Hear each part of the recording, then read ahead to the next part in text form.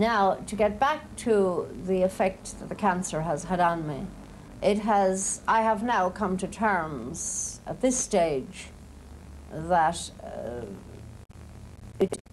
despite my own efforts, despite all of the adaptations that I've made to what I was taught in Bristol, I have come to a point now where both my own efforts and modern medicine seem to be failing me.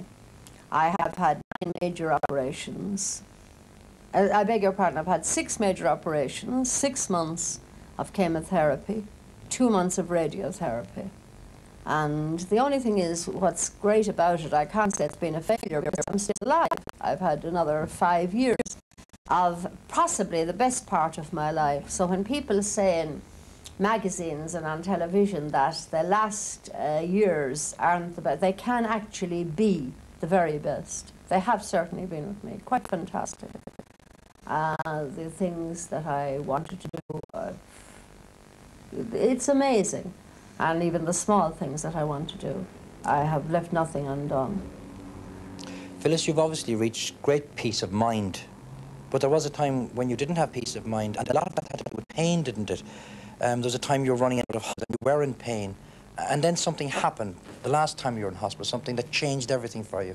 My last stay was 12 weeks. Normally it would be about 10 to 12 days, but the last one was 12 weeks. And when I was there, I was in great pain for the first time that I suffered such immense pain. And one evening, a friend came in who was a doctor, and I just said that I wasn't able to chat or to talk. And she went and contacted a friend of hers, Dr. Michael Carney, who has just come back to this country, fortunately for Ireland, and is an expert in pain management. He's more than a doctor, he's a doctor, an expert in pain management, a philosopher, and a very lovely and charming man who seems to be absolutely dedicated just to the elimination of pain. In fact, I didn't realize what an important field of medicine just pain elimination is, obviously, because I've never had it before. So she telephoned him, and he said he would be delighted to see me. He was in the hospice in Harold's Cross. Now, I never knew anything about the hospice. To me, the hospice was a place where old ladies went to die. And when I had my guest house, I lived near there, and I used to... Strangely enough, I always had a habit of diverting from it. I found it depressing, the idea of a hospice. It was a place where you went to die, and die sadly. I've been proved very wrongly since. So Mr. McGhee came to see me. Now, I've had 2 miracles in my life. One was going to Bristol, and meeting Michael Carney was the second one.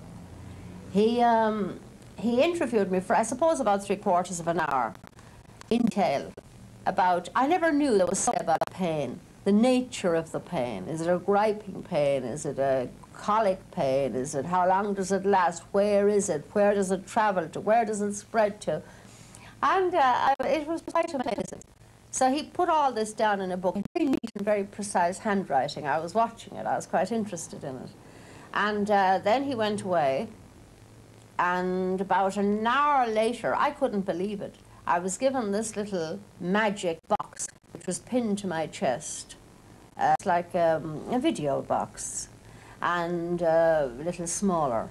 And in this, in a syringe, was the, if I could call it the recipe, the magic recipe, a combination of drugs that he was going to kill my pain. Now, that is, I think, 4 months ago, approximately. I have never had a pain since. It is an absolute miracle. And your head is clear. My head is absolutely clear. I'm in perfect health.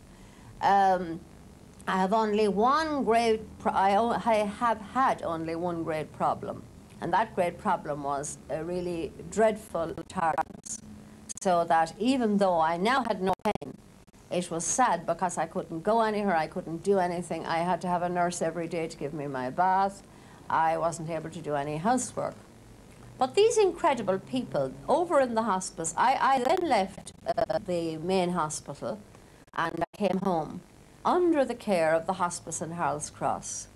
And they have a home care service. And this comes out every day if you need them, or less so. And they provide drugs.